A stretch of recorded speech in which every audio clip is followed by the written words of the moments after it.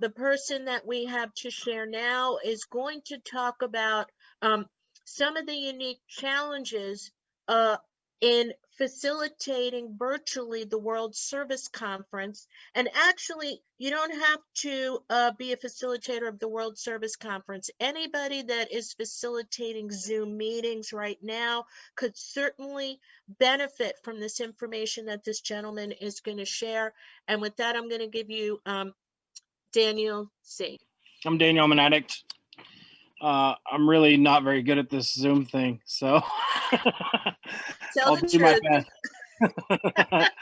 I'll do my best. I think a couple things that I wanted to just kind of briefly touch on, and one of them being that this is probably the hardest thing that I've ever done in service of Narcotics Anonymous. The World Service Conference was a huge challenge for everyone at the table. It wasn't just for the facilitators. It wasn't just for the delegates. It wasn't just for the international delegates. It was a challenge for everyone at the table. And in that, there was a lot of struggles that happened. So, from my perspective, it was, I went to the World Board meeting. The co-facilitators go to the board meeting, the board meeting prior to the conference to help plan the conference. And so I went to California at the end of February, beginning of March, and spent a week out there planning an in-person WSC. All that time and effort 2-3 weeks later was wasted. I mean, it was just, there were some things that we could piece together and push forward with, but as far as having any idea of how to move forward on a virtual World Service Conference, we had no clue.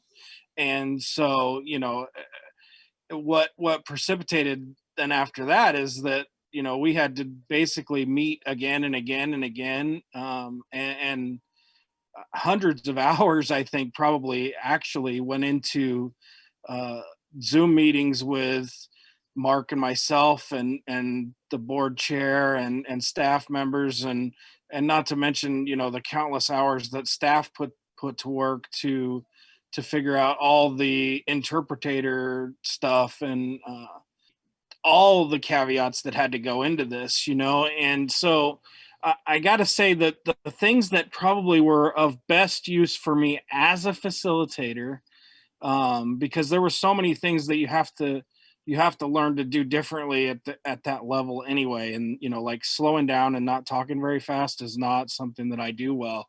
And so when I'm doing that, I feel like I'm, I don't know, weird. I just feel different, and, but then, like not only am I, and I have to be conscious of that, I also have to pay attention to everything that's going on around me. So for those people that aren't aware of why you have to talk slowly, that's for the translators. Like, how many languages do we have going there? Well, so really you have a Spanish translator, we have Portuguese translators, we have Japanese translator they bring in their own translator and have for a very long time, same person. And so those three feeds are going at once, and there's still language barriers for many other people that do speak English, but they don't speak English. Not that I speak English well, but they don't speak English well, and so you do have to talk slower so they can translate in the language that they're translating to. And so not only do you have a translator going one direction, but we also have a translator coming back to us, because of the way Zoom works.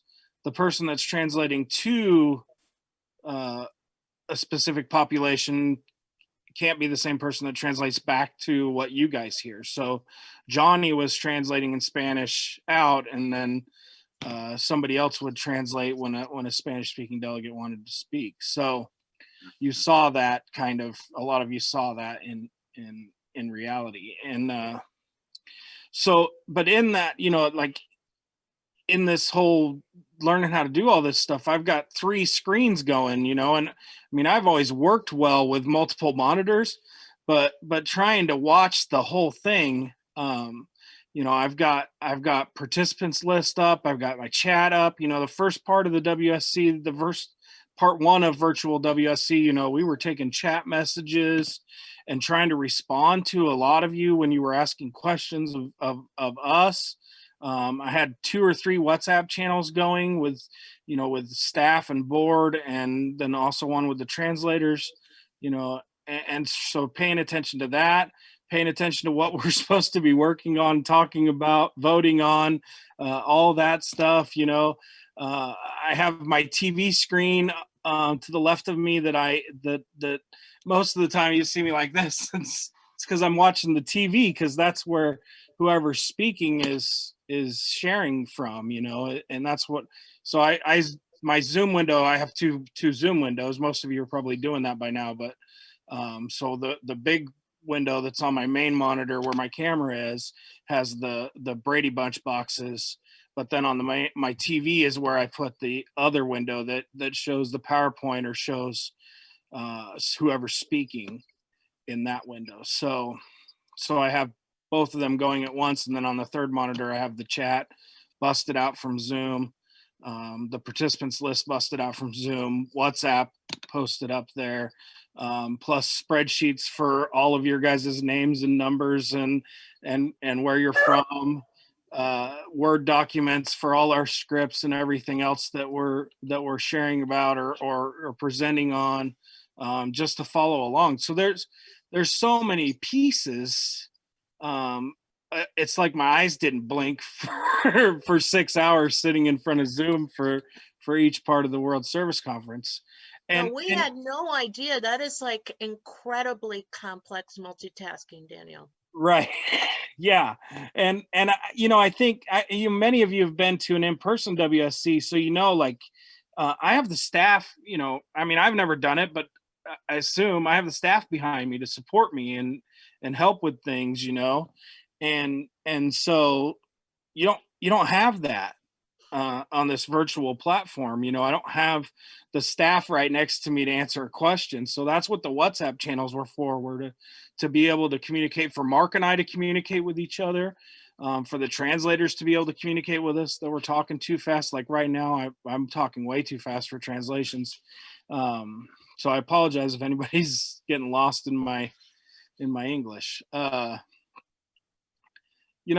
It's it is a lot of task management, and um you know and on top of it, like Mark and I are trying to keep track of, because part of what we feel at the WSC is that we give everybody a chance to talk. Not everybody gets a chance to talk about everything, but we try to make sure that, if you've spoken 3 times on topics, you might get moved to the bottom of the queue on a specific topic, so that other people that haven't spoken yet get the chance to speak. So we're trying to keep track of that in spreadsheet form on our computers, and all those things. And some of the stuff that's lost in the virtual environment is that you don't have the feel of the room. Um, I got blank screens staring back at me, So and I don't want to not forget to mention the international struggle, that we have many delegates that are joining us at 5 a.m., 3 a.m., 4 a.m. We went into one delegate to see if they were ready to vote, and they were sleeping, and that's just the reality. It's hard enough for them when they come to California for 10 days to adapt to the time change, let alone to try and expect them to do that in their own environment. Um, so, Well, you know, yeah, this conversation is incredibly important, because I also think that as delegates, some of us were feeling like we were impatient when we had really no idea of what you were up against as co-facilitators, trying to manage all those multiple streams. And actually, I had completely discounted the fact that, okay, you were listening to a translation, but that you had to listen to the back translation. So I want to see if there's anybody that actually has some questions for Daniel right now about the process, about facilitating.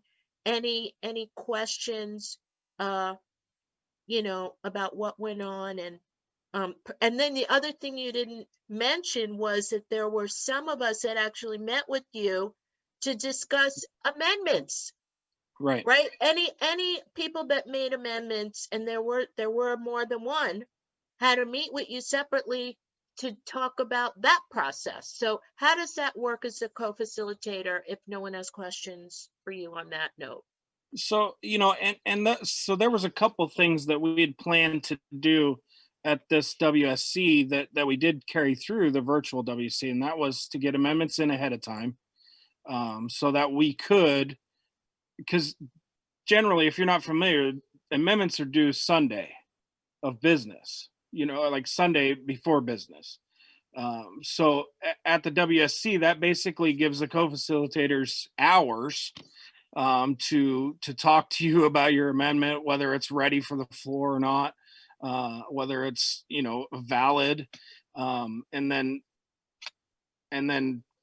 getting it translated, getting it ready for the whole conference to see, getting them put into uh, documents and all that. So what we had planned to do was just moving that amendment process up, so that way any amendments were submitted prior to the conference. So that would give us time to meet with whoever submitted the amendments if necessary, and get translations done and all that ahead of time, and just be ahead of the schedule a little bit. But the key aspect to that was that we wanted to take a temperature. We wanted to take that initial straw poll prior to ever sitting down.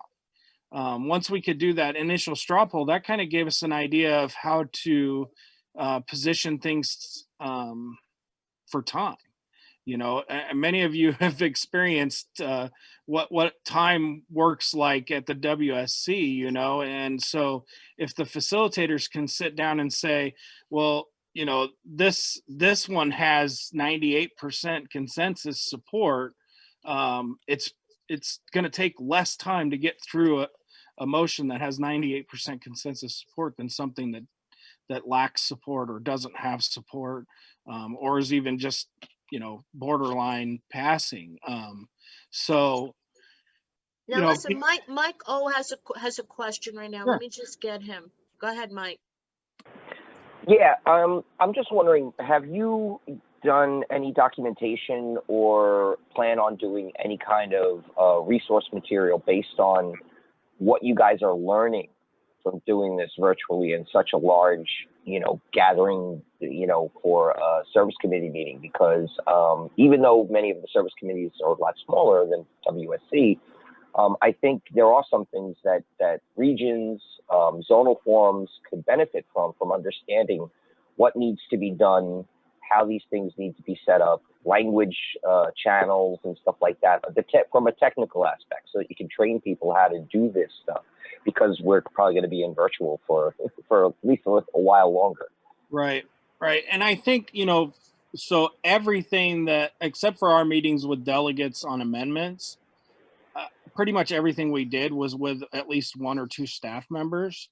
So any work that was done was recorded, as far as the staff goes, and any decisions that were made, all that stuff has been tracked by staff. And I know that Travis and Steve and those people that we did work with, I'm sure, have all that information, and especially the translation stuff. I'm sure that will be um, put out in the virtual toolbox stuff that the office is working on. I'm not sure exactly how soon you'll see that with the limited staff that's going on there still and all that, but it is definitely stuff that's been probably very well documented. So I mean, I guess one of the reasons I wanted to ask him as well. I remember when Bob W. and I did that virtual car workshop, and I got to be honest with you, if we weren't sitting in the same room together, it was almost inconceivable that we would have been able to actually facilitate that because we needed to talk to each other. So maybe you could just tell us how you worked with Mark, because that was actually pretty seamless. I mean, just looking at you guys, you know, on the face of what was going on, it did, you know, it seemed like you were incredibly patient, even though there was some slow talking happening. Can you just tell us a little bit about working with your co-facilitator? You know, I think so. It's funny because you know that we talk about, you know, we look like a duck. Everything looks smooth on top of the surface, but underneath you've got the feeder going 1,000 miles a minute, and you know, and so for Mark and I, it was important that we just stayed in constant communication. You know, I mean, if it wasn't WhatsApp, we were texting each other. We had phone calls the morning of, or even the evening after a session, and you know, we did do our best to communicate outside of the session, but then as well, you know, having the WhatsApp, you know, if we're quiet, we're probably communicating back and forth on the WhatsApp, you know, to come up with a solution or find an answer. And I do think that we worked well and we did a good job, but being, you know, 1,500 miles apart was not helpful at all. And we had talked about it for the second part of Mark or I traveling to one or the other, but we still would have had to quarantine for 2 weeks, you know, and whether or not we didn't know at the time if we were going to actually have virtual WSC part two and part two and a half, where the follow up weekend, you know, and so we didn't know what it was going to look like. I do think that uh, you know, in the future, if we did have to do another virtual conference, hopefully it's not during a pandemic where we can't travel to one another, because I think that um, one thing that would have been helpful for everybody in the room is to be in the same room as your partner, be in the same room as your co-facil, like be in the same room for me and Mark, or for even for us to go to the office and be at the office and have at least some staff support. But then also, you know, for the delegates to be able to be in the same room together, you know, alternate and regional delegate together. So, you know what, we have a bunch of different members on here. If you were going to give anybody suggestions for either facilitating a service body, or if anyone aspired to be a WSC co-facilitator, what would you suggest? You know, I think, you know, as far as virtual facilitation goes, um, w- I've been doing it for a very long time because you know, we started MZSS back in 2012, 2011. We started working together to plan the multi-zonal service symposium, and that was done. I mean, we were using Skype, and you guys think the Serenity Prayer is choppy on Zoom. You should try and do one on Skype. Uh, it was really bad, and you know, I think just being the most important thing is just be prepared for the meeting. You know, I think, you know, even for us, you know, it was, you know, some of the staff members put in very long hours to get us prepared for the meeting the next day. But we were prepared. We were prepared with, we knew what we wanted to cover. We knew where we wanted to be at the end of the day. And you know, the second part of the virtual WC went so much smoother because we were so much more prepared and ready to go with everything each session, you know. And so I think that if you are if you're planning to chair your region, uh, facilitate a regionals, you know, on Zoom or anything like that, definitely just be prepared to be willing to do the extra work, because I think it does take a little bit of extra work to plan out these things to make them work smoother than they have been, or than they, you know, than it could be. Now, when you say extra work, are you talking about in terms of um like guideline adoption, or just the I rule just portion, or I think just the extra work of meeting and planning what you're going to meet and plan about. You know, I mean, that's, you know, for the facilitation team, you know, spending that time to talk about the meeting before the meeting. You know, I know many times as an area chair or regional chair, I didn't talk about anything with my co-chair prior to the day of, you know, of what we were going to discuss or do, and it just doesn't work as smoothly virtually to do that. You know, we could do it and we got things done, but you know, you have so many more communication options in person than you do here, and so it's important to just plan ahead.